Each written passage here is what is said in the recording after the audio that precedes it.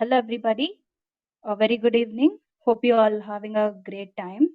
I welcome you all to the discussion with our Prem R. George. Before introducing about him, let me tell you a small story. One day, a young man in Chennai went out with his friend who is preparing for a design school interview, and he wanted to build a portfolio. They had a film camera and the 36-roll film canister. When it is time for the last and 36th picture, the camera was handed over to the young man. From then, the young man never left the camera. He's been a photographer for over 2 decades and also a cinematographer and editor from the past 8 years. He has shot and directed 3 short documentaries, battled a million stories in his head as an editor, and spent many ridiculous hours shaping the stories in inconsequential photographs. That is none other than our Prem, our George. Prem, sir, we welcome you. Thank you for being here, sir. First and foremost thing, I want to tell you that, thank you, Mahesh, for inviting me. I mean, for me, being a photographer has been a very indigenous trip in my head. Like, I mean, self teaching and making a lot of mistakes. So, in any way I can help, I always look forward to help. So, thank you for Mahesh for inviting me. And I want to just give you a precursor that I am new to the platform too, and this platform is something I've been wanting to get into for a long time, and I just logged into it in last October, and I've been just observing things but not really doing much. So when Mahesh reached out, I think it's an exciting step for me to grow into a new platform and do things, and I would definitely say I'm not a good example to set for anybody who's aspiring to be a photographer or cinematographer or anybody in the creative world in terms of social networking, because I'm quite bad at that, but I can't stress more than enough on what Mahesh said, that all of you should take the opportunity to get into these and get into these and be active in all these forums, and build your network and do everything.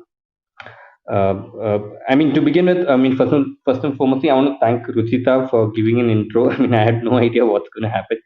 I think she's kindly, I mean, went to my website and sort of read my brief intro of whatever I put in my website. You know, thank you for that. Um, uh, yes. So Thank you, Prem. I've been wanting to speak to you and bring you into this platform since a while, but then, we've been tied up with a lot of things, and we had to put this conversation on hold because I think I reached out to you 2 months back, saying that I want you to do this discussion and all that, but it didn't happen. So, but it's a good thing that we are actually starting with an interaction with you this year, right? This is the first discussion that we are going to have in this year, and hopefully, to a lot of interesting a lineup of events that we are planning, including a TEDx. We are looking forward to this year in terms of this. So, just to give you a brief about what we basically do, is that Vistoon's Academy is a media academy which started in 2007. We've been doing a lot of multimedia courses, but currently our premium domains are design and visual effects. So there's a mix of both these domains. I mean, in the student base right here, there is a mix from both of these domains. There are design students and there are VFX students. So we have bachelor degree programs, master's program, and diploma programs. So apart from the academics, what we have launched recently is a community which is powered by the students itself. So they are coming up with a lot of initiatives.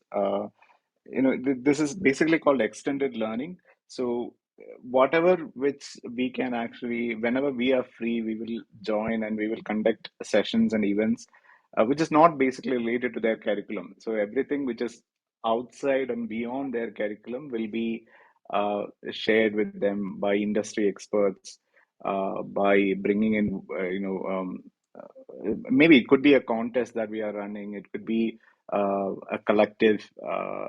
Or something like that. We are always trying to do and expose students to various modes of teaching. So we are sort of looking at it like a 360 learning experience. So where a student will have, when they are doing the course itself, they will have multiple channels where they could consume the content. So that's the goal of the whole platform, called Western's community, and we use a lot of channels. Like, we were using Slack, we are using Discord, we are using Clubhouse, we have YouTube. So whatever is available right now, we are actually making use of all of this to make sure that the students are up to date and they are getting information from relevant people in the industry. So that's just a brief background about this, and thank you so much for coming in. So let's start with something very traditional that we always do with a guest. Can you just briefly tell us your journey so far? Well,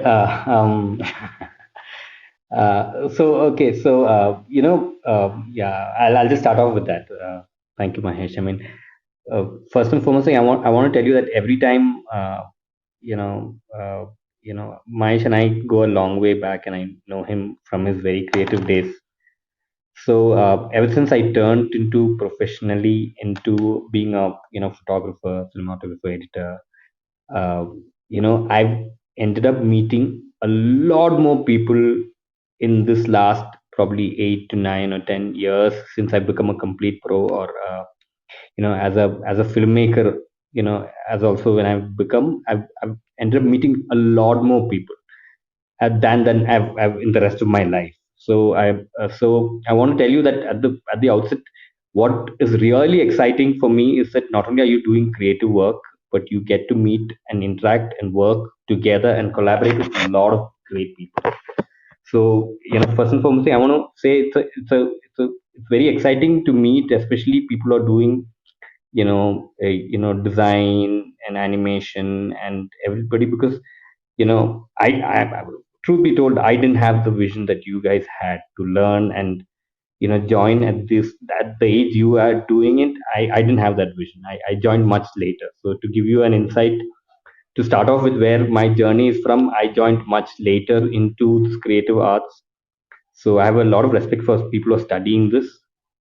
So having said that, I haven't studied any of it. I've studied on my own. I'm a self-taught photographer, self-taught filmmaker, self-taught editor, everything of that sort. So I'm still learning. I'm looking to meet and interact with people and learn as much as I can.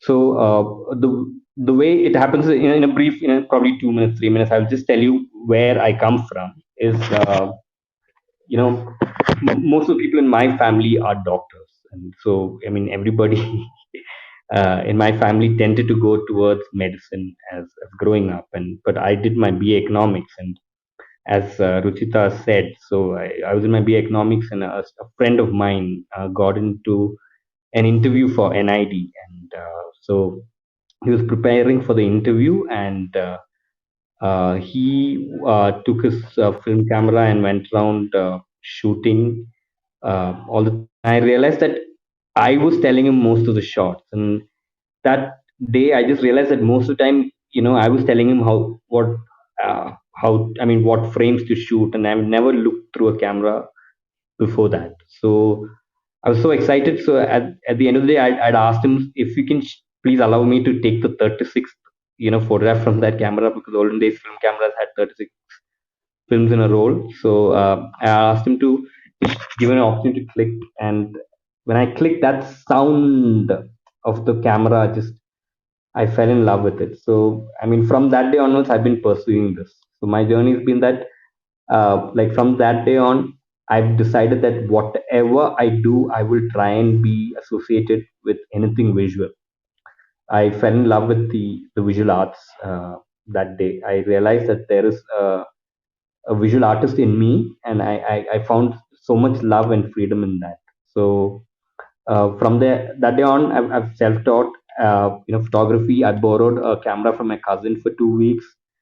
The next month after, my friend did the interview, and the camera is still with me.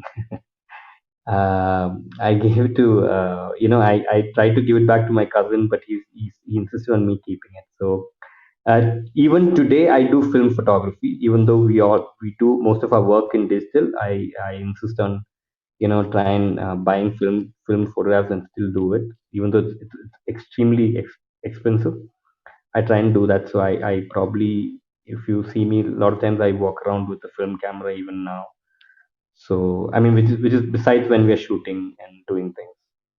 So that's the background in which I've started to grow. I'm a primarily a food photographer. So I specialize in food photography and product photography and all that. And I've been I've got my own production house called the Yellow Picture. So and we do films like documentaries, short films, ad films, uh, uh, uh, and we do a lot of photography for food clients, other product lines, fashion industry style, all that. So some of the brands I have worked with are through agencies in Amazon, Maruti, Puma, and then the local hyper local brands like Linui Chocolates, Samosa Singh, and all that. So yeah, so my journey has been it's been a very slow journey, truth be told. It's a very slow journey in learning because it's been self-taught, but I'm sure like you guys will be way more intelligent and faster than I am. Uh, but I'm extremely happy in what I do, and yeah, I mean, I think that I'm sure it took more than 3 months. Yeah, no problem, no problem. So, but then, see, this initial memory that you have of photography is something that you have shared with me long back. Like, I remember it right now that you had the chance to shoot that 36th, the last frame, right? Yeah, And we, always when we actually shot with those 36, that is something that we never, usually get, right?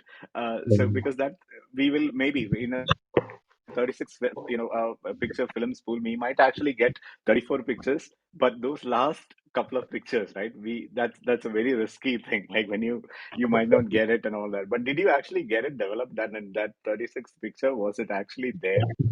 yeah, it's there. It's there. I mean, I don't know Okay, if cool. I have the print with me. I mean, but I clearly remember the image, and I clearly remember the moment when I clicked it. I was standing at the Chennai railway station, Yeah. and we were standing near the Chennai railway station, and there was a lamppost and a tree without any leaves. So this is a very sort of abstract image of a blue sky with a lamppost and a lot of branches sticking out, and I sort of took a shot from underneath that. And even now, if you look through a lot of my images, you do see a lot of lampposts and a lot of graphic form. Definitely, yes, yes. There is a lot of nature versus this concrete pictures there. Right? So, Yeah, yeah, true, so true, so yeah, true. I am very passionate about that conversation actually. yeah. uh, Very uh, interesting. It is. So when after that, when you started realizing that, okay, this is something that I want to do and all that, and you said that from that point you were self-learning, and especially during that period, self-learning was not an easy process like this today, right? Because we have a lot of content. I mean, like if you look anywhere, we have channels where you could learn photography. We have online courses. Everything is available. There are a lot of books available with us, but when you were learning photography at that time, how challenging was it, and what is the method that you have used to learn photography? See, I think I have a advantage in the sense that when I learned in film photography. So, it essentially meant that you have to be patient. Once you put a film in, unless you finish the 36 out of the roll, you do not get to see it. right? So what the essential difference in essence what I see now, even including my own habits, as a digital photographer and a film photographer, is the fact that digital is now really caught up with film and beyond in terms of the dynamic range and the quality that it puts up. But what I'm saying is, what essentially set in process is that when you are working with film, there is a sense of discipline that comes in, and that discipline needs to be forced in when you are working in digital, because you need to be extra cognizant of the fact of being more disciplined. So what I mean is that, when I was learning film at that age, I mean, we were hardly like, I mean, I was a little late into the computer also, because I had no access to computer until I was in 11th standard. And so I mean, I got my first email when I was in my 11th standard. So there was nothing you could learn from Google, or I mean, even there's no Google then. There's only Yahoo and the AJ asks, all that. So there's nothing you could really learn from the web. So all you could do was invest in buying in films and keep clicking, keep on clicking. There's no other way. Even for digital, there's no other way but just keep making mistakes. And there's no better way to learn than make mistakes as much as you can at the very beginning. So I kept making mistakes, so many mistakes in the first few film roles. And I mean, what was inspiring is that when you click and if you think you have a visual talent, or at least you believe that you have a visual talent, you do tend to see one or two good snaps from the whole set, and you're very excited by that, and you go on to the next one. And so after a point, what I did was I started noting every time I clicked a picture. I started noting an aperture, the shutter speed, and everything on a paper. Literally, I started documenting it. So when the result came, I could sort of understand. So I learned light like that. So now I don't need a light meter. Like, I don't need a light meter unless it's very specific things to do. I don't need a light meter because I understand light. I understand indoor lights. I understand external lights. I from a look of a light and the conditions, I know what aperture to put, what shutter speed to play with. But what happens essentially in digital is that because you keep clicking, you stop looking at these elements. You don't look at you probably look at 4 clicks and then you look at the aperture and see it's under or not. And so that discipline goes away. That discipline of what needs to be visualized at the end, and that needs to come at the beginning when you start shooting. That discipline needs to be forced as a process, and that's where I think educational institution can set in. Otherwise it's a hard way in if you're starting out as a digital photographer, because somebody needs to guide you at the end of the day. True. That actually makes total sense. See, but my point here was like when you are learning, as you said, you were practicing it.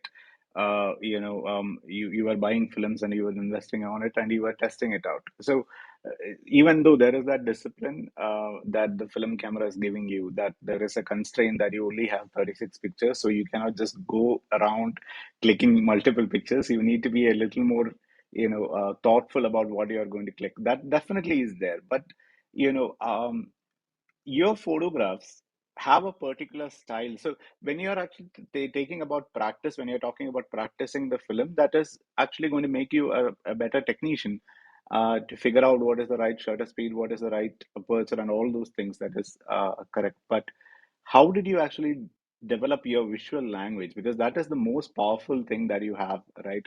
I'm absolutely a fan of your visual language. It is very dramatic. They are very narrative, and every picture that you have will have a story, right? It's not just a random click. There is a story that you can actually say about that picture, or you can keep writing something about that picture, or it starts a conversation. So there is a style in every photograph that, you know, from the old photographs that you are taking, even to the product photographs that you're taking, there is a storytelling that is happening in that pictures.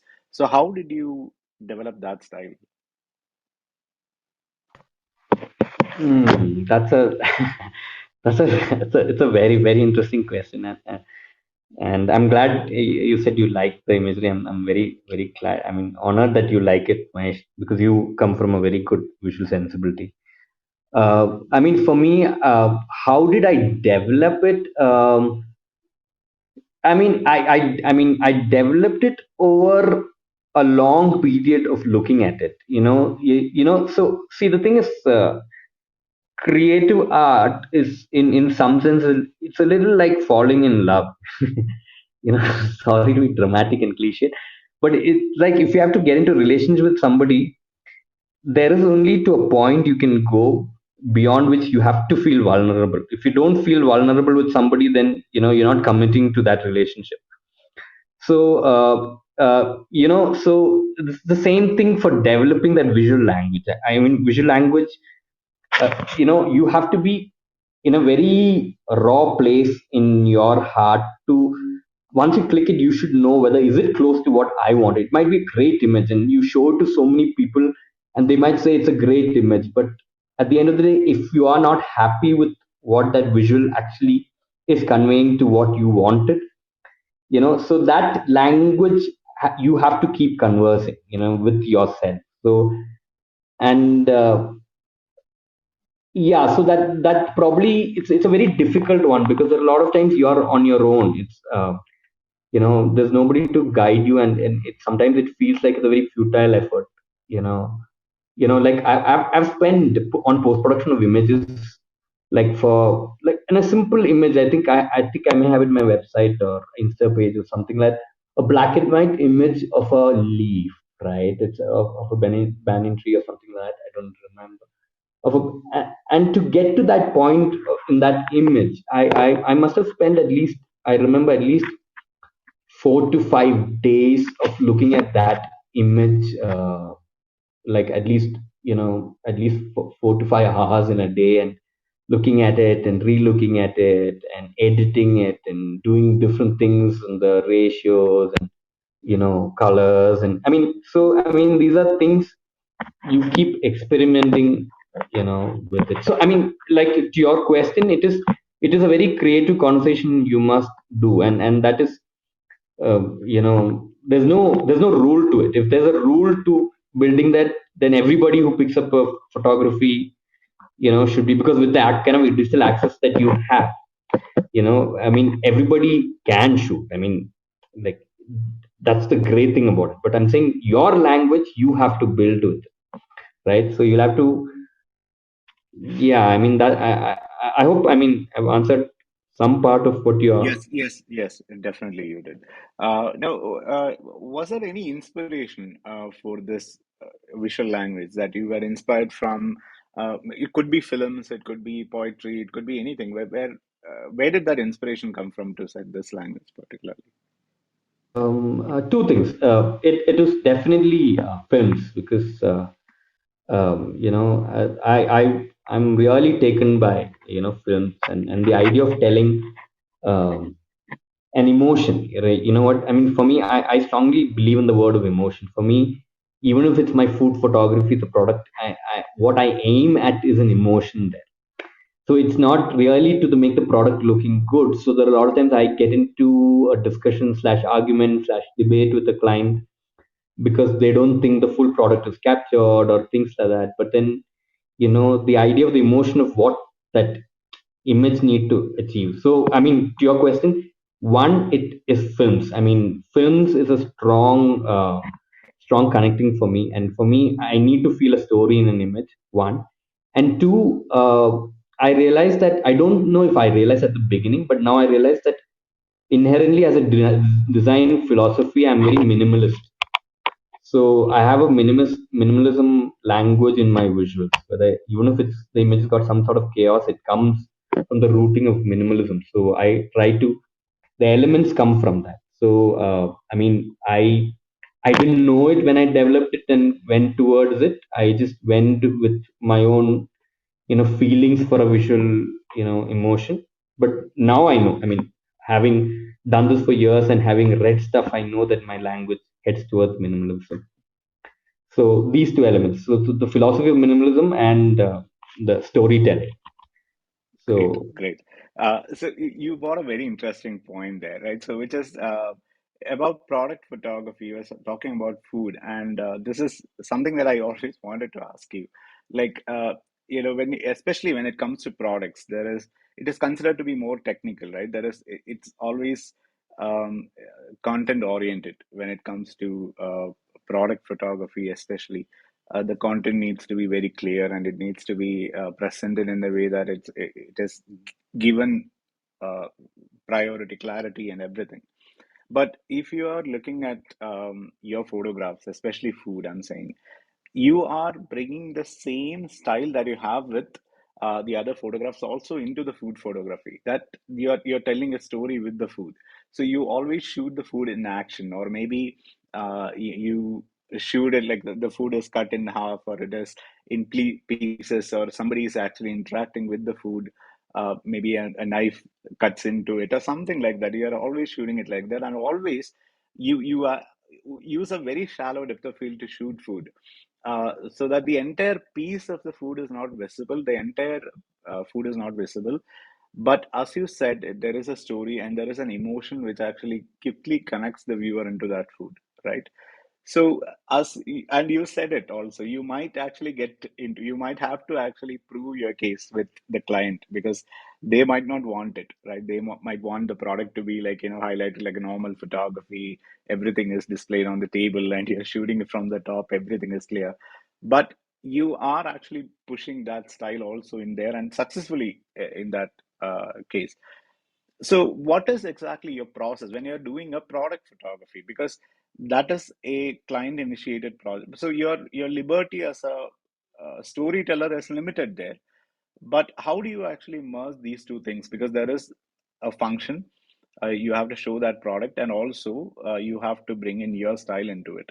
I have actually, I got inspired from a lot of your food photographs to start with, and I was actually playing around with food photography for a while. But so I like that particular style that you're using. So how are you actually managing to mix these two things, like product photography and storytelling? What is your process when you get a client brief?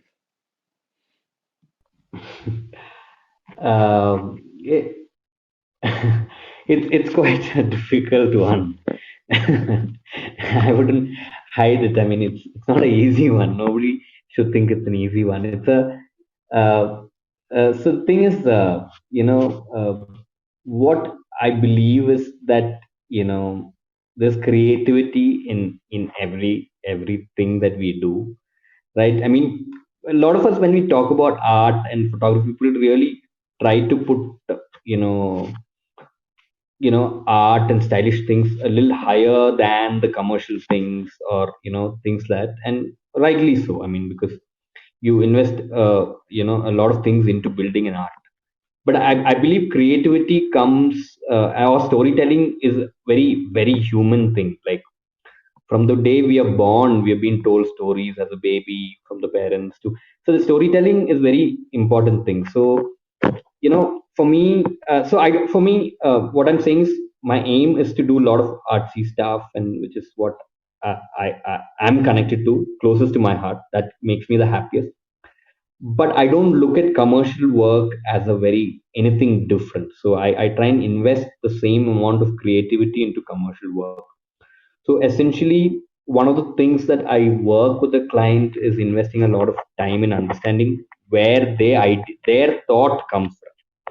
Right? A lot of times it's easy to say that, okay, they want, let's say, X number of images. Yeah, I'll deliver it in a day shoot, 2 day shoot. But then I what I do is I invest in understanding where they are coming from, because at the end, putting in their money to build a brand, and they are taking a leap of faith in me to build something for them. So I respect that. I think they're seeing something in me to do that, right? So I respect that. So I believe more than all commercial work, more than the commercial and more than the work itself, I go with the headspace of investing and understanding where they come from. So once you understand that, then you give them a style guide on how can they build their language. So uh, most of the time you can, and then bring in your signature along with it, which is why probably most of the time they came to you for. into the image. And there are sometimes you find it difficult to put your signature into that image, because precisely because because if you're putting the signature every time, sometimes you're hampering the brand as well. But I mean, by signature, I'm not saying that you're still sacrificing the storytelling. You're not sacrificing the storytelling. We're still telling the story that needs to be told visually. So it's what I'm saying is, so it is a combination of technical things and what do you say, non, things you can't feel or say also. I mean, it's about understanding what they want, and then technically dealing it with giving them a visual language or building the visual language for them, and coming into the same platform of to understand if that's what they want, is what they want, and we start building towards that. So, Cool, cool. So it's definitely a tough back and forth, I guess, right, with the client to yeah, make them, a yeah, lot of them. yeah. So why food particular? I mean, you are specializing in food photography right now. What made you think that, okay, this is the domain that I want to get into? Like, I want to shoot food. No, I know the actually, answer to that, but I want everyone else to hear. you know what? I'm crazy about food. I'm crazy about food in the sense that I'm not like a binge eater or something, but I'm so food about food is, and to the extent that I'm now, like, for so many years I'm reading about, conscious eating and, healthy food and sustainability, and I mean all that kind of jazz, and so I'm really passionate about food. So food is something I connect to a lot, and I believe each and every food has got a character, and it's for me to discover that character and show it, because food is food for a lot of people, but I believe every element of a food has got a character. It's for you to figure out and showcase that. So, I love food, so I was into it. But to tell you the truth, my first time I got into food was, it's a serendipity. I mean, I really didn't know that I would be good at it. I because I loved. I was in Trivandrum, and I was working there, and I was working as a picture researcher there. So which again meant that I mean, as a picture researcher, I used to work in a corporate company where I used to look at thousands and thousands of image every day. So I was in a visual work, and while I worked there, I used to go to one restaurant that I used to go, like, very often, because I like their food there. And one fine day, they realized that I was a photographer, and they asked me to take a picture for them, and that's my first food photography gig. And, like, yeah, so the moment I started clicking, I knew it. I knew that there is something that I like exploring in that. Right, right. So now I just wanted to ask you about your two styles of two. Not, I wouldn't say two styles, but I see that there are like planned shoots that you do, like the product photographs or the food photographs that you're doing. Some they are very curated, right? So you have the liberty to set your Mrs. and all those things. That you are able to do everything by yourself. And then there is the other kind of photography that you take, which is very spontaneous, which is you walk around and you see an imagery and you see that conversation and then you take a picture. Two are very different styles and yet with different processes, I would say, don't styles. But what is your comfort zone out of these two things? Which is your comfort zone? Do you need that liberty or do you like clicking spontaneously? You know what? I can just tell you something that happens in my head. I mean, this I don't I don't know if I've told anybody this. When I started uh, doing commercial work, most of the time the good image was the first or the second click. So I would do a product shoot, or I would do a people shoot, or I would do a food shoot, and I would one particular product. If, say, let's say we shot about 40 images or 50 images, and I noticed that at the very beginning of my career, when I was doing that, most of the great images were the first or the second or the third or the fourth image. So it was very intuitive. So the first frame or what I got in my commercial work was also exactly what I got in my other intuitive abstract imagery also. So I don't know. I mean, because it is very intuitive, I don't know how to break that down. But it came like that. But now when I shoot off late, because it's a lot more planned, like the good image comes more towards the end. But even within the end set of shots, let's say we're shooting 50 shots of one product, for example, you're building the story as we click it, and somewhere in the 40th time is when you are building the story to where you think is right. And within that 40 to 50, it is mostly again in the beginning for me. So because again in that 40 to 50, once you know the story is all in place, it's again intuitive in terms of frame, in terms of lighting, in terms of um, I mean framing and depth and all that. But it's a very interesting question because yeah, because I mean there's something I don't think I've told anybody. I mean for me it worked. It's as a very intuitive thing. So I was able to pull it in both. Right, great. So if you just refresh my feed, right, the Clubhouse feed, you can see that I've changed my profile picture to an image. So it's one of my favorite pictures by Prem. And see, this is what I was saying earlier, right? So there is two different, processes that I've noticed in your photograph. One is very spontaneous. I feel that this is a very spontaneous picture. I think all of you are able to see the picture, right? It will be in my profile, in my DP instead of that. Yes, yes. Yes. Prem, do you see the picture? Yes, yes, I just saw it. Okay. So, what I wanted to know is that this is spontaneous picture here. So, there is definitely a story that a viewer can actually get it from there. But what I want to know is the photographer's view of this picture. What is the story, and what happened before clicking this picture? Can you just share it with us? um, you know what? I'm so glad you picked this image, truth be told, because this is not something many people talk about. And I really love this. I mean, it's one of my really good ones. I mean, not the top one, but then it is one of my really good ones.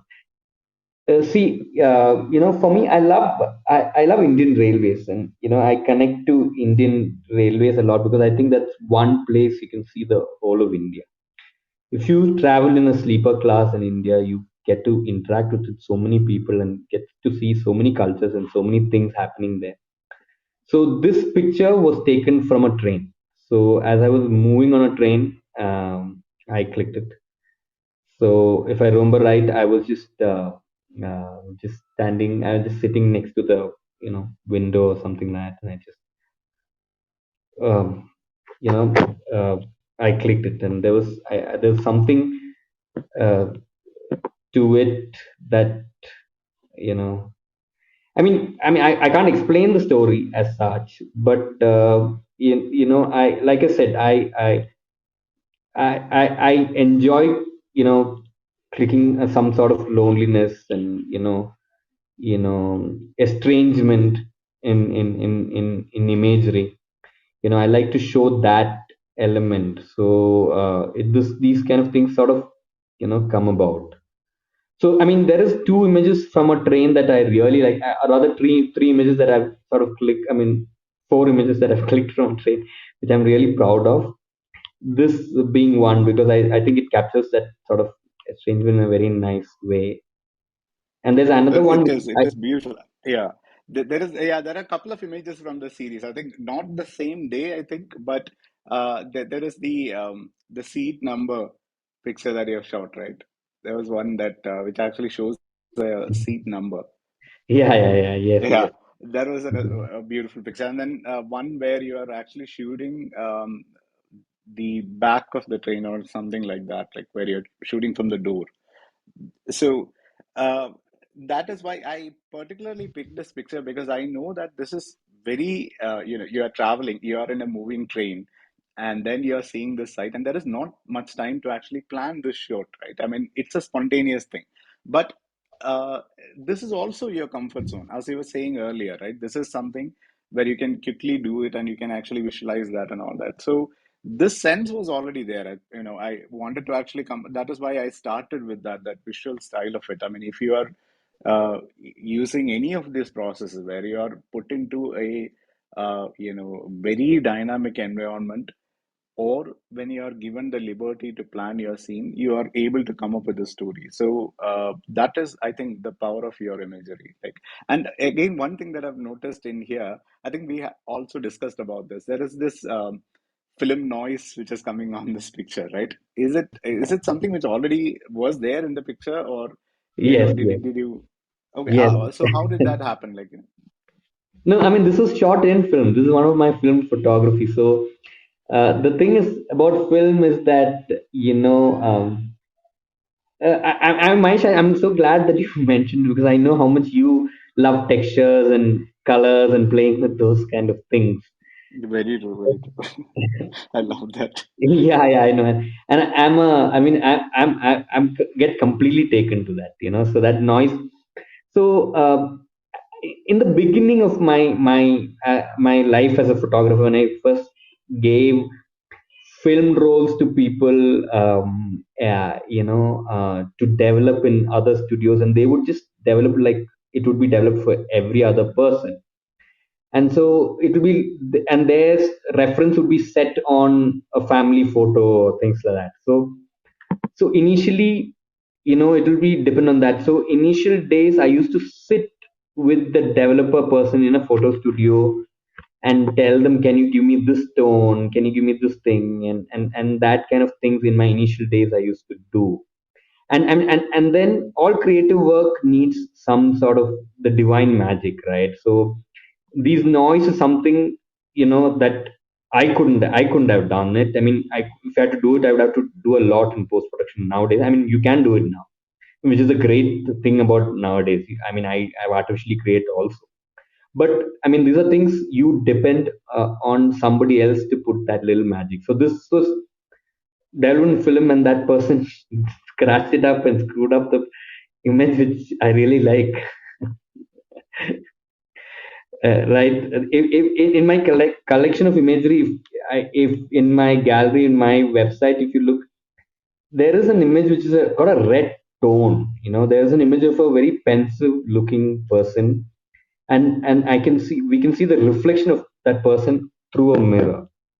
And this image actually, I mean, the way, because I had asked that person to sit like that and pose like that, and I clicked that image, setting that mood in mind. But what I did not expect is when I printed it, and that guy, the person who printed it, somehow, I don't know what he did with the coloring, it just completely came red in color, and I just thoroughly loved it. So that divine magic also sometimes come about, and that, adds to it.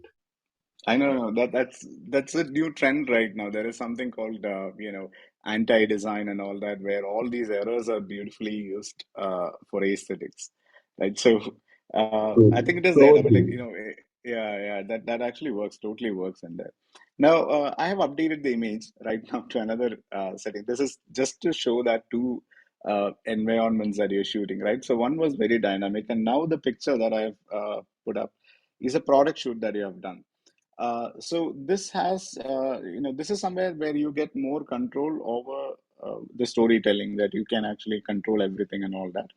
So, what is your approach in this particular photograph? Like, because there is a lot of things happening in that photograph. It is not just the product, right? There is the environment, the whole environment adds to the story, and what you are focusing on, and you're showing the food in action. As I was saying, it is in the middle of something, and all the props and all the additional things that you are actually using.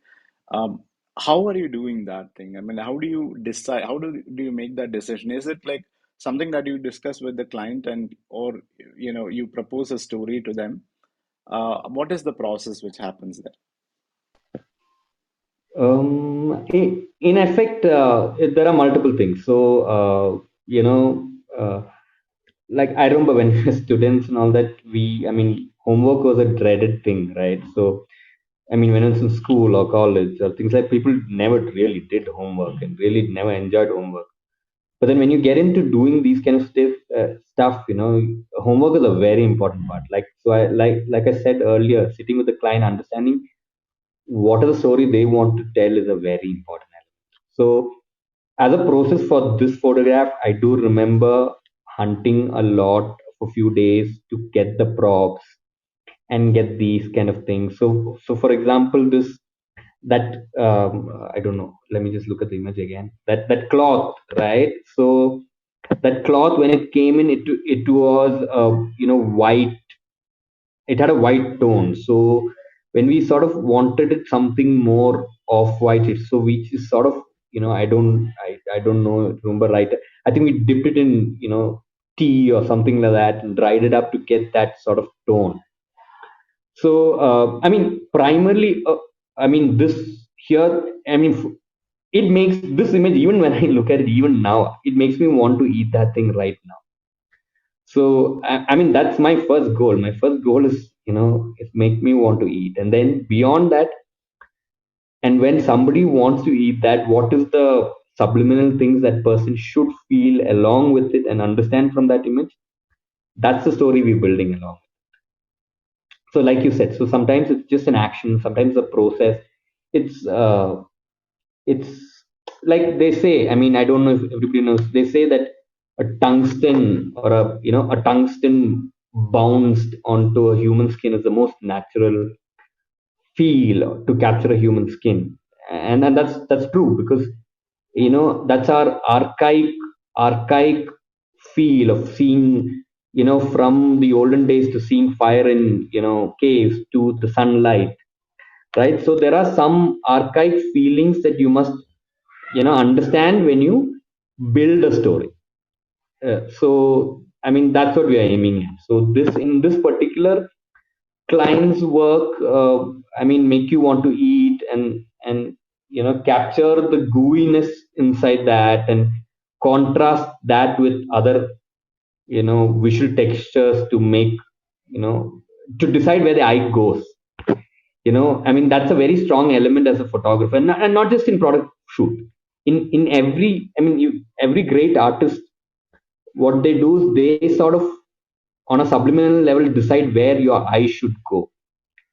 And this is precisely what I do in my post production. I have a decision in my head on where the eye should go first, where the eye should go second, and where the eye should go third. So I mean, that's, so I'm saying pre production and post production is all ties everything in into building something like this. Very true. This is something that I always say to my students, that there is something that you can learn, even if it's not your discipline, right? Even if so, like let's say if there is a UX designer sitting in this conversation and listening to all this, right? They might not actually look at it like, this is completely related to photography. The things that you said is completely, this can be translated to a design. What you just explained as the visual hierarchy, right? Where the eye should go first, and then what should. So that is something which is very, very relevant in graphic design as well, or UX design. But when somebody goes to a website, what should be the element and all those things. So this is like interdisciplinary. I would say that it goes from. I mean, this is something which is beyond that photography itself. You are actually looking at the visual goal, right? What you want to achieve in your head, and you're designing it. You're designing the photographs, to cater to that need, which is the goal, exactly here. So that makes total sense what you just I mean, said. Mahesh, can I ask you for something? I mean, because I know you are a great designer. I mean, you could you? I mean, I mean, because I've seen so much of yours. So I mean, even before you got into teaching and all that, I've seen. So I mean, could you just give me your top three principles of, on design, so that, I mean, I will get to learn too today. All right. So, see, one thing that I would personally, whenever I'm thinking about design, is that the first thing that it should be functional, right? So, whatever the goal, of the design that the client wants to actually deliver with it, it should actually cater to that need. That is your first goal. So it should be functional. So the second thing is it should be aesthetically appealing. It should offer that aesthetic pleasure that when somebody is looking at it, they should get something from it. They are not just looking at it for the function. So, for example, you are making a photograph visually stunning, or we are making it so that when somebody looks at that picture, they are getting something called an aesthetic pleasure, right? This is the same reason why we listen to a song, right? Because there is no other need. We cannot say that we listen to music when we have much time and all that. That's the functional course of it. But what actually makes us listen to a song when we have those micro moments is because we want to experience that aesthetic pleasure. So whenever we are looking at art or design or anything like that, everybody will be craving for that aesthetic pleasure. We need to give it to them. That is where all the aesthetics has come into play. The nice colors, typography, placement, how you are putting your layout and things like that. Everything comes into play. The third thing is the standardization of your design. For example, let's say um, people are actually used to our eyes and our muscles are used to years and years of training, right? So if you just go there and break it all together, people will be they will find it very difficult to adapt into a design, right? They will never understand it. So for example, if you think that, okay, the current chair designs, right, there are a lot of chairs that you can sit. So let me go ahead and change the entire design of a chair to something else. People will never adapt into it. They will not like that design because it is not the standard that they are used to. So whenever we are doing a design or any kind of work for that matter, these are the three principles that I put in priority, that it should be functional, it should serve the goal while offering an aesthetic pleasure. Be when people are easily they can adapt into that design. So functionality, appeal, and standard. That is my rule.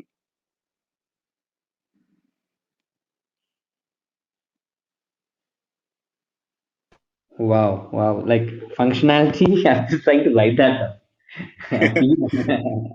Functionality, And appeal, and standards. So standard.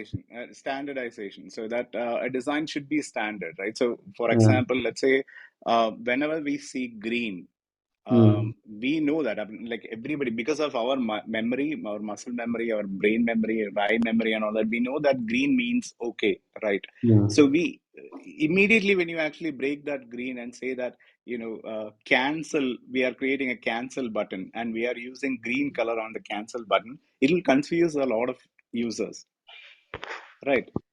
So So true, so we true. have to follow, yeah, we have to follow certain standards. We cannot just go ahead and break everything.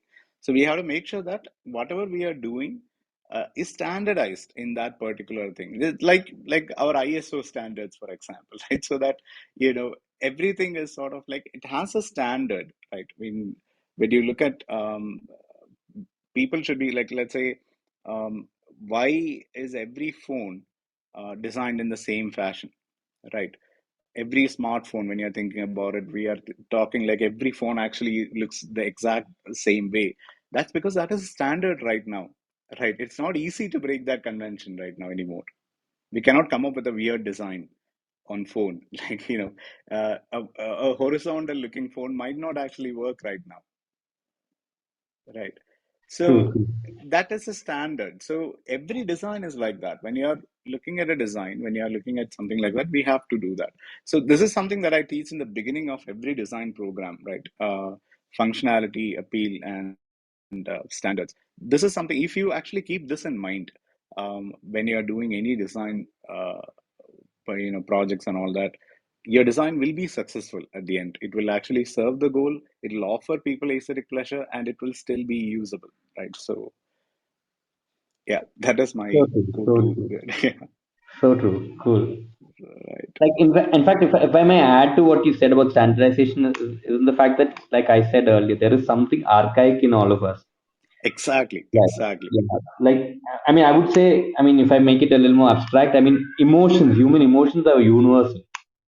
You know, so I mean, you just have to Very true, very explore. true. Yeah, there are a lot of people who actually think in one particular pattern, right? So we need to cater to as many people as possible.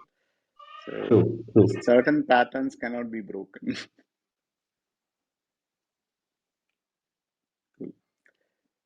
All right. So now, one really interesting thing that I wanted to ask you about is your cinematography, your journey into cinematography, right? So now we were talking about photography, and that's a completely different discipline. But you are actually you moved into cinematography. What actually made you make that transition? Like, how do you find it right now?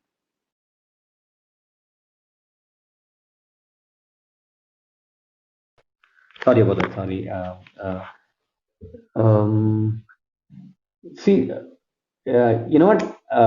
It's cinematography is again, like I said, I'm intrigued by storytelling, and my dream is to be able to tell stories, visually in motion arts if possible, right?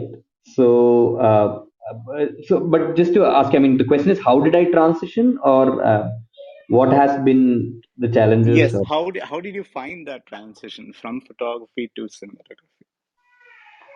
See, it comes with a lot of, lot of expression actually. For me, I mean, I don't know. I mean, everybody has their own individual journey. I'm sure you yourself and everybody sitting out here has their own journey to why they're doing, like being a designer or a photographer or, editor. But I mean, for me, it it came with a lot of expression. So, like I said, with the moment I was excited with photography, I used to do a lot of that. I mean, I used to spend more than half the amount of money that I used to have month on month to buy films and click and all that.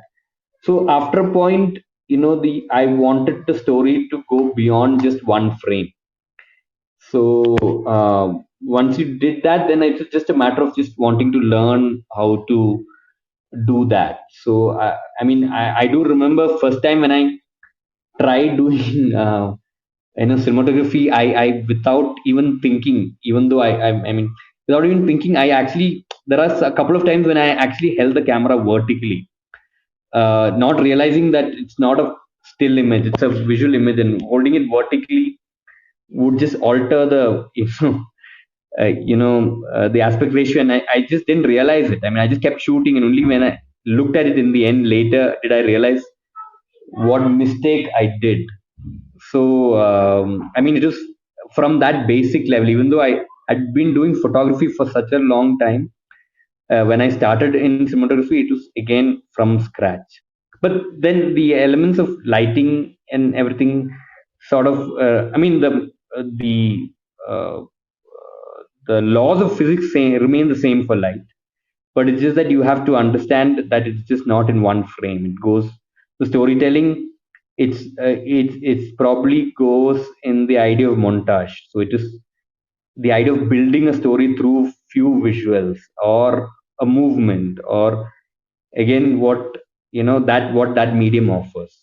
So I mean, for me it is again from scratch. I think I'm still learning. I'm far. I've got a long way to go in terms of cinematography and photography. It's very exciting. Yeah, I was like really, really interested, like in that the original story series that you have started, right? I mean, you created that story where you were doing a documentary series on locally famous vendors and things like that. It's beautifully done documentary series. So what is happening with that series? Are you taking it up? Are you pitching it to some big shots, or what is the progress there? Truth be told, you know, uh, I didn't. I mean, I really like it. I'm very passionate about it. I've had so many people reaching out to me as a response to that for commercial work, seeing that, just that alone, and referring said that, can you build something like that for your brands? So there are a few brands I've built like that, and there are so many people who've reached out to me, that people I don't know reached out to me and telling about a shop or a story that they know that I should cover. But having said that, I haven't found success in convincing somebody to invest in a storytelling like this, right? So I mean, partly my failure, because probably I'm still learning the art of selling that to be in a more packageable form. So I shot 2 episodes of that, and and I sort of applied that sort of same storytelling into some other short stories also. But that as a theme really didn't take off for me to keep it as a funded form, right? So yeah. But I enjoyed even to this day, meaning I'm saying I must have shot that at least about that Dabba Chetty, the one you're particularly Yes. referring to. I must have shot at least about 7 to 8, 9 years back, and even now people see just that film alone and sort of reach out to me to build that kind of mood and storytelling. So I'm very close to it, and I'm actually in conversation with somebody, a content creator, to build something on the food line. So if things go well in 2022, we'll try and create uh, even more better versions of this storytelling. But again, funding is still something I'm struggling I with, and think that's you a, should definitely take it up because, see, this is something that we have seen. I think when you made it, you have shared it with me, and we saw it like 7 or 8 years back. You made this thing, but right now, with all these OTT platforms and everything coming up, there is uh, there is some potential there, right? I mean, you can actually make a series in this format, uh, and then maybe you could actually pitch it to them. I'm just thinking. I don't know exactly how it is going to work, but see, I really love that series, right? The way that you're shooting it and all that, and I saw that style later, like people using it those styles right now in a lot of yeah, Netflix documentaries and things like that. I'm seeing that right now. There was a recent. I don't know whether you have seen it. It was like Harmony with A.R. Rahman and all that, and he was yes, traveling yes, to yes. Kerala and they were shooting some. So Yeah, in fact, that there director are also shows. had shared my work before even they had done the Aeroman one. They had shared Dabba Chetty on her, her Facebook and all that. So Really, oh, awesome, great. So when I saw it, I remembered your style there. So yeah, yeah, there is a connection, definitely. yeah, So so, yeah, so glad. I mean, it's sometimes more I think, I mean, it is my failure in not being able to learn fast enough to package the stuff. But I think you are inspiring me, that I think now is the time to for me to. I think this definitely. little language was a little I mean, 1 or 2 years ahead of what is being built around in these parts actually. Yeah. So I think now is a good time for me to Now actually is a good time. Yes. It was revamp and way ahead of push its for it. time. Yeah, true. It was ahead of its time at that time, but now Yeah, is the time. I mean, it's a yeah, perfect time to actually take it up. Yeah. that's Cool. inspiring to hear that. Awesome. Awesome. Prem, we are sort of nearing the end of the time, but I wish we had more time. We can you know talk about this again and again and again. So before that, like students, anybody who has a question that you want to ask to Prem, you can now raise your hands and come to the speaker panel, and you can start interacting. Anybody? Any questions? Shailesh, Rujita, you can invite people if there are questions.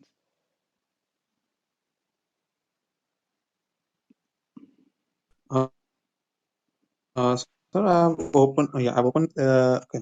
People are coming in, so we'll just take questions from them. Yeah, sure.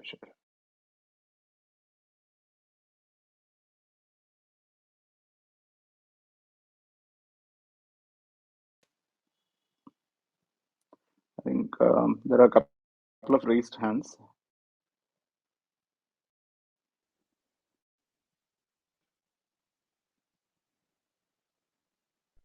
Hello, So I have a poor connection, sir. Can anyone just let me? hello. Can you hear me? Hello. Hello. Yes, Charles. Am I Go on, audible? Charles. Yeah, we can hear you. Oh, Yeah. yeah. So, first of all, thank you for Yes, sharing yes, your yes, Charles. journey through photos. Yeah, it's a really amazing thing to hear. Like you, like thinking about the philosophy and all. Is it poor connection? Okay, fine. So, uh, I I think have a question. Charles, your voice is slightly breaking. Yeah, now you can. Yeah, okay.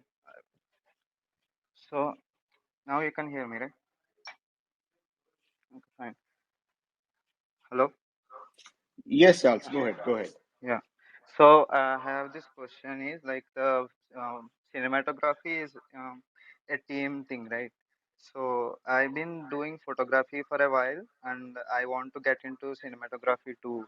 I've been doing some short Instagram reels and everything, but I really right now I want to make a reel to like uh, know how good I can make cinematography and show others like how I my style and everything. If like yeah, so and because I can you can you have any suggestions on how to do that without interacting with a group or like team?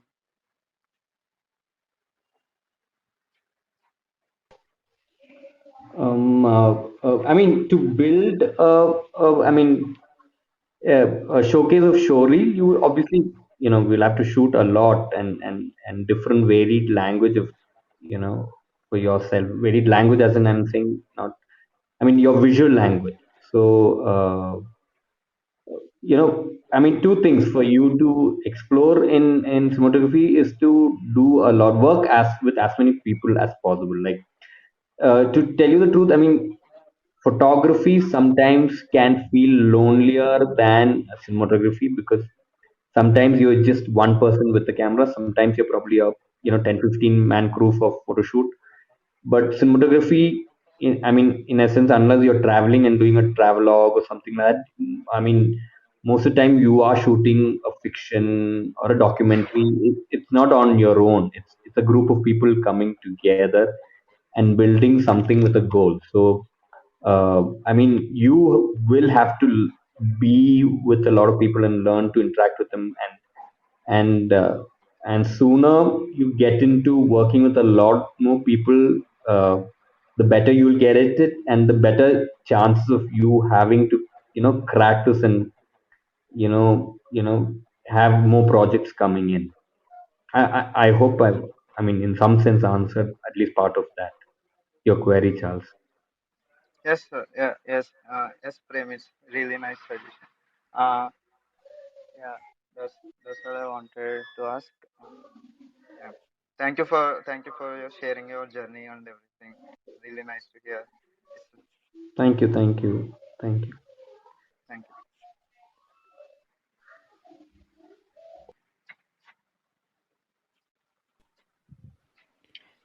Charles, you can mute your mic. And Srihari, you have a question? Yes. First of all, it's been an absolute pleasure for me to hear all of your experiences.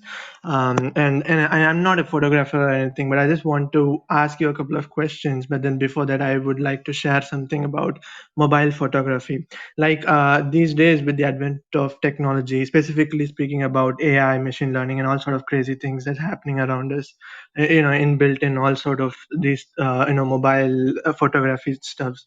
Um, like you yourself said, you started off with photography, being taken through films, and then for which you have to be more well precise, well planned, and patient, which was very important to take even a single picture, because if you lose the frame, it's all gone, right? So in the same way, in the digital world that we are today now, how does this translate? Like the whole controversy broke out recently about the Xiaomi phone. I don't know if you know, but it is that the Xiaomi company claims that the best picture taken for the moon is their company, their phone, their camera, and all that stuff.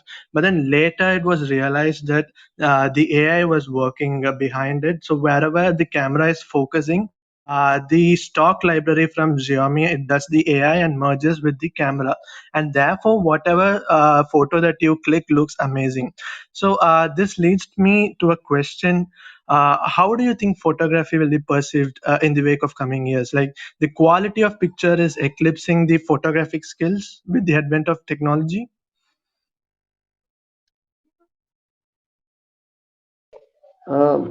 See, I mean, I think, I mean, I think others also will be able to answer this. I mean, this is definitely not my expertise, but I can give my take on it. I mean, this is my personal take. I mean, this is, I'm sure, I hope, I mean, everybody wouldn't agree to this, but my take is that there is something.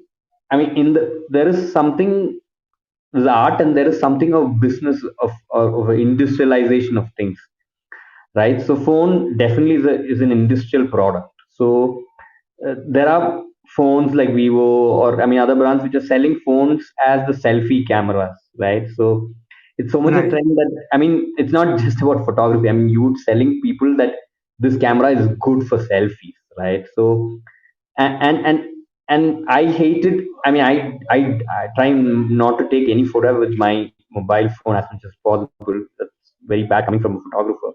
But I mean, I mostly I hate it because they've got built-in filters in it, like skin being smooth and things like that.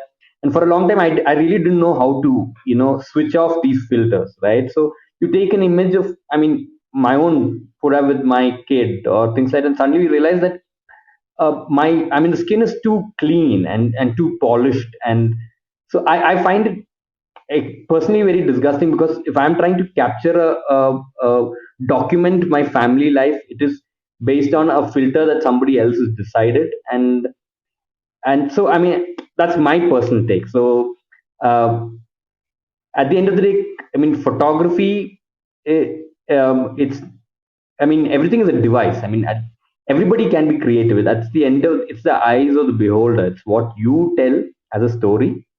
But devices give a lot of things. I mean, and they all give for a purpose, and because people need it, they've given all that. But I'm sure others out here in this group can add to it. I mean, this is just my take. I mean, my take is that these all are just the devices. It's what you do with it at the end of the day. Sure, sir. Thank you. Yeah. Thank you, Srihari. Anyone else? James, do you want to ask something to Prem? Yes. Uh, I saw it was a good thing. Like you mentioned something about the photography, which you needed a story to be contained in the image which you produce. So actually, I was very interested in that topic because I was trying to do the things, but I couldn't achieve. As your suggestion was, you need to look carefully. You need to spend times in looking the image or looking the stuff so you can take a story from that. That was a really good suggestion that I can take forward. Like my question is, do how confident were you while you produced the story which you took? Like the image which you take sometimes it won't be a benefit to others. Like they will say it's not good picture or it's not good story. But how confident or how courageous you were, like it is a good story which I can produce it. Like it was your self confident, like, or you didn't care about any stuffs like others what they think about my picture or something. Um, there, very good question, James. I think it's a twofold question. I mean, I'll try and answer this. Please, somebody pitch in and help me if I've got something wrong. Or one, you know what? Every single shoot, even to this day, every time I get into shoot, I am scared. Like fear is a real thing, and I believe I believe something. I call, it's my again philosophy. I call something as a bad fear and a good fear. And good fear should drive you to get better, and you must face it, right? I'm saying, uh, and you must face the fear too. I mean, because somebody, I mean, I'm saying, even if it's a creative artwork or a feature film or a documentary or a photo shoot or a brand film or a corporate film, somebody is putting in money and expecting you to give that something they want to see. So it's a big leap, right? So every single time, no matter how many times you do, you are scared when you start. So that fear is there. So to your question of, is it confidence, your confidence in your ability is there, but then I mean, unless you finish the product, you really don't know how it's going to come. So that is a reality. I mean, I mean, no matter how many times you've done, unless you that particular shoot in that particular conditions in that particular mental frame that you are in, until you finish it, you really don't know, because every single time it's a leap in the dark. So for me, it is scary. So it is a scary thing, and I call that a good fear, because I like to face that fear, and that's why I want to do it more. I can't wait to get to another shoot, because I want to get that fear, and I want to tackle that. That is one. And two, there is another element what you asked about, especially at the beginning, is, and not just the beginning, at the stage that I am also. All artists go through a fear or a confidence issue, right? And this is something I like to tell whoever I converse with about art. Is that something, because this I believe people don't speak enough, is that especially in creative work, you're very vulnerable, and you could, somebody's comment on an image or video could break your confidence, and that's a reality, I mean, and no matter how good you are, maybe it'll take probably 10 years before somebody actually appreciates for you for your work. And for me, I mean, because my family, like I said, we're mostly doctors, and not a single person in my family is from a creative background. So nobody really understood that what is that I wanted to do. They were really scared. They supported me, but they're really scared.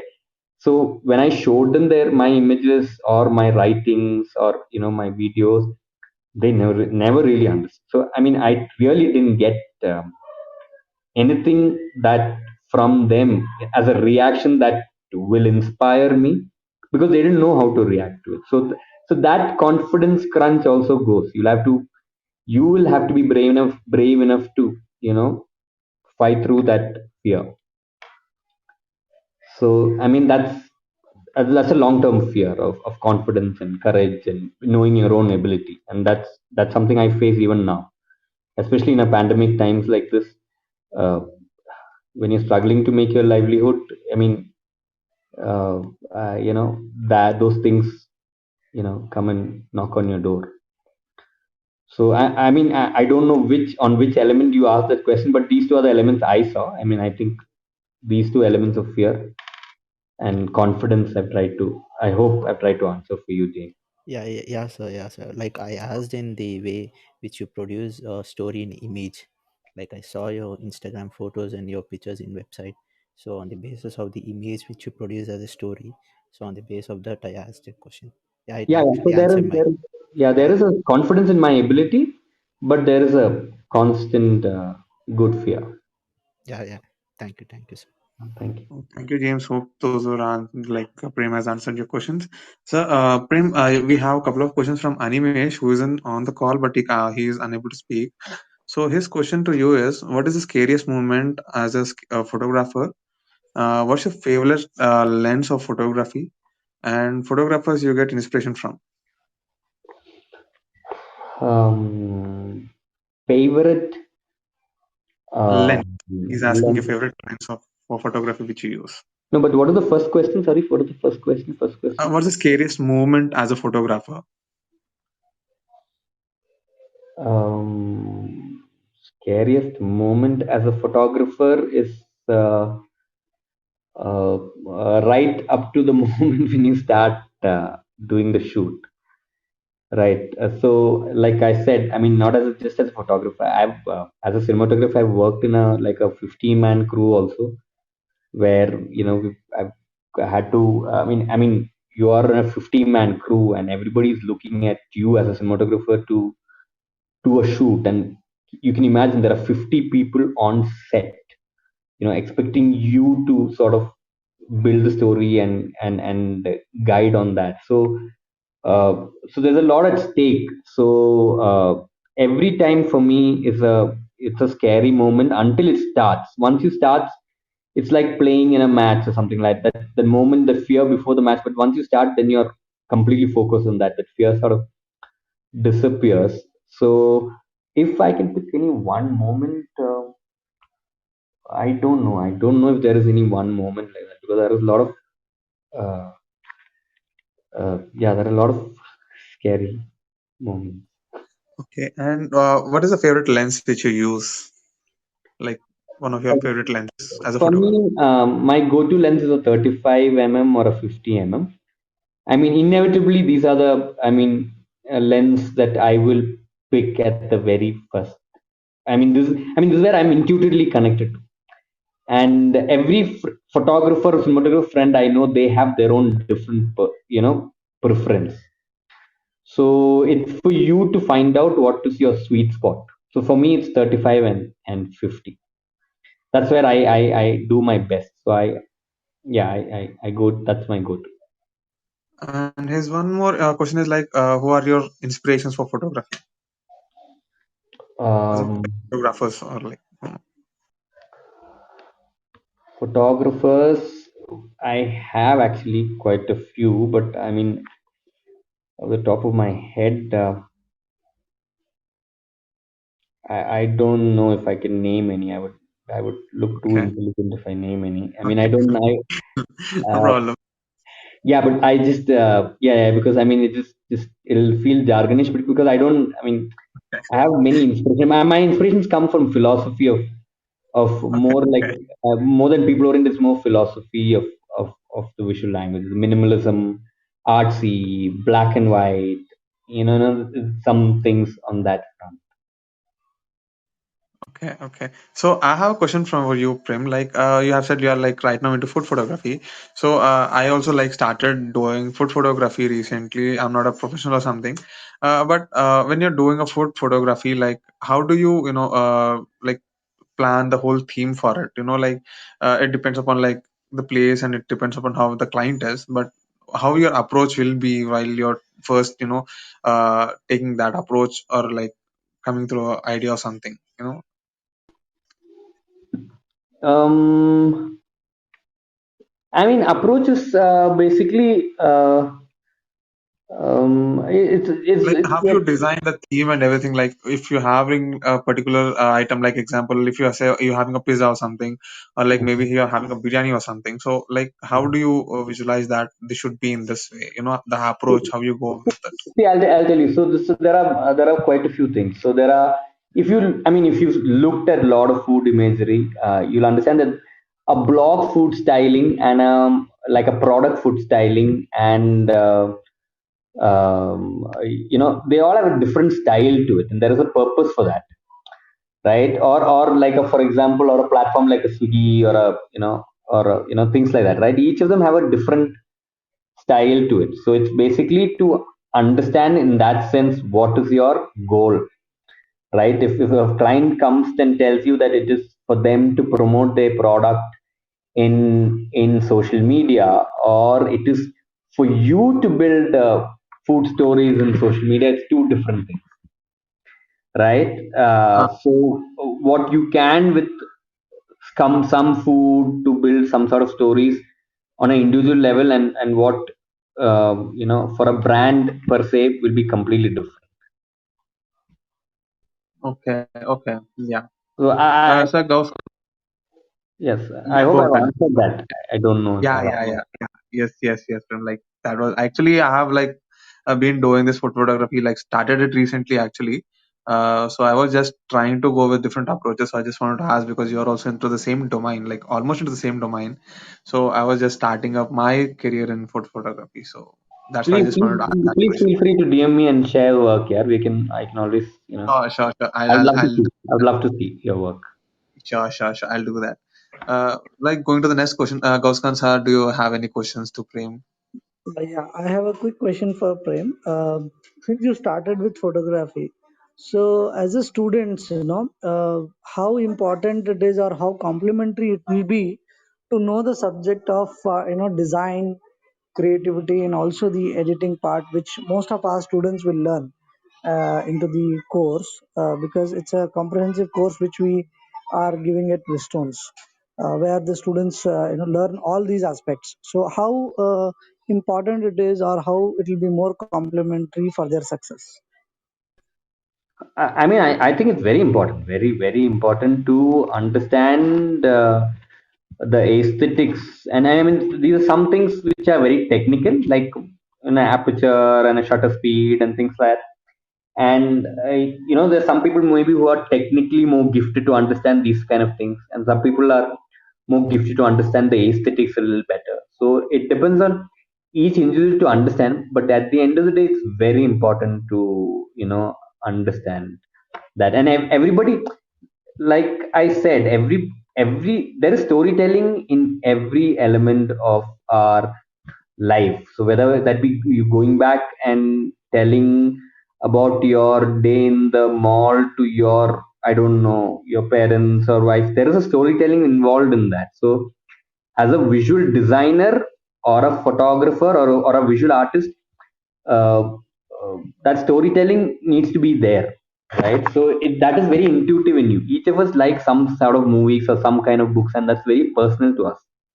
So sooner we find these techniques that we learn, if we can marry that to your language, your canvas opens up. But to your statement, all of this is very important. So it's just that you need to somehow find, each and every person need to learn to practice that a lot and marry that with your talent. So sometimes you tend to sometimes forget your talent and end up becoming too theoretical also. And that's something I've seen a lot of people do that. So like there is a certain amount of talent, but then they get too theoretical with everything that so they sort of don't. So it's very important to balance it with your talent. So Yes, many of the students, they need to have kind of a success path when they start actually. And I'm sure, they may not have to struggle like how you, Mahesh, struggle to, learn things very hard way. So there are a lot of, platforms for them to, study. But at the same time, sometimes, the students thinks that, okay, if I know only this, I can do better. Like only if I know how to do photography, I can become, a cinematographer or, a designer like that. So my question was in that perspective, that if they know all these things, will it make really, really more, successful for them, or it will add more skills for them to become successful? yes, I think so. I think so. Like it's, for example, if I may put an analogy, correct me if anybody can pitch in and correct.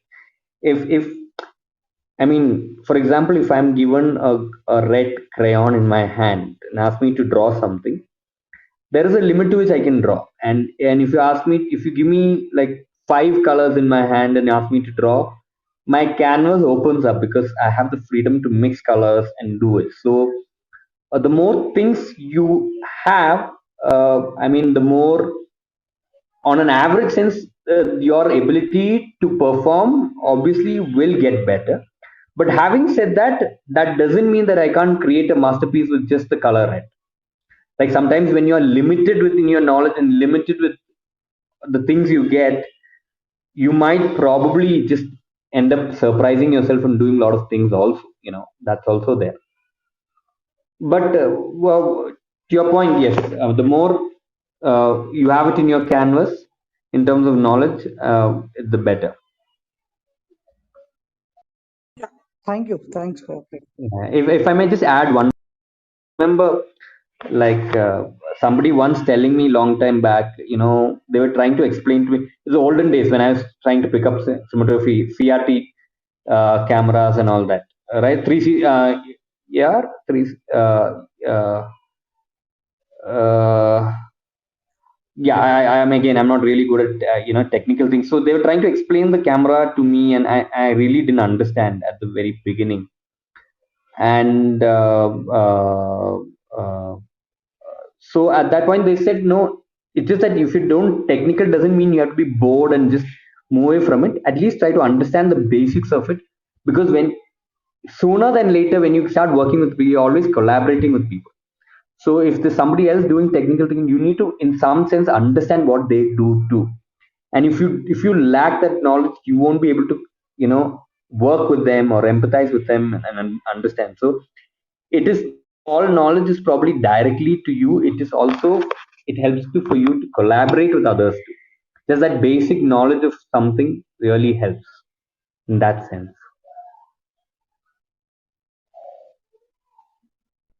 Yeah, Okay, that's okay. really correct. Oscar, Awesome. do you want to ask Great. anything else, sir?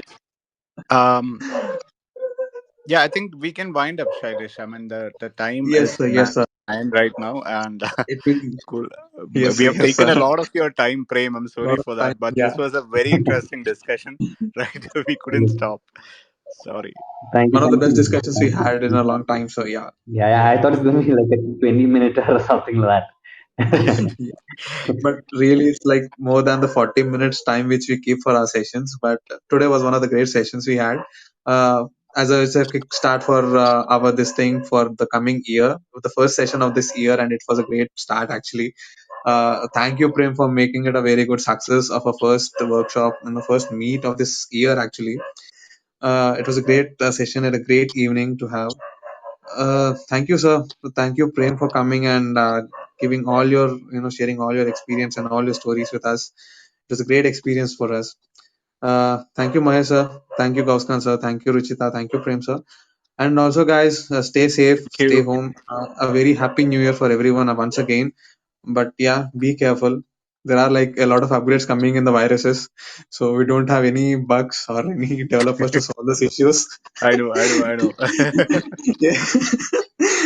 So yeah, be safe and stay home safe. Like, have a great year ahead. I hope once everyone, will get past through this tough times. Thank Definitely, you, Prem. Thank definitely. you, Mahesh, sir. Thank Thank you, you, Ruchita. thank you, guys. Thank you, Thank you Thank for you, Shailesh. sir. having Thank me. you, Thank you. Thanks a Ruchita. lot. Here's to a Uh, beautiful 2022. yeah, yeah. We Thank you, hope that. thank you, Prem. Same Thank to you, you. Prem. Bye bye. Thank you, Mahesh. Thank you, Kauskan, sir. Thank you, Ruchita. Have a great day. Have a great weekend, sir. Good night. Good night.